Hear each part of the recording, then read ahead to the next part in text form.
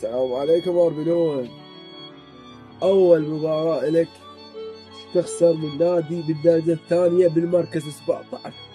مركز 17 بالدرجة الثانية، تخيل هيك تخسر من عنده، تطلع من كأس الملك وفضيح. الله وكيلك فضيح. خلف الله على شغلة واحدة بالشوط الأول، خلف الله على الضباب. الضباب خلانا ما نشوف المباراة ونشوف العفن الكروي ونشوف الفضايح الكروية اللي صارت. المصيبة أربلون ورا المباراة يقول اللاعبون كانوا رائعين وفينيسيوس كان قائدا حقيقيا في المباراة. يا لاعب اللي كان رائع بس صدقني. فينيسيوس قائد بالموضوع وين؟ لا راوغ، لا سدد، لا مرر، لا صنع، لا سجل، لا راوغ، لا لاعب، كل شيء ما سوى، فعالية ما سوى. القائد حقه وين؟ اللاعبون الرائعين وين؟ انت طالب تشكيلة جديدة وبخطة جديدة والفريق تحسه منهار ضد اضعف فريق بالعالم.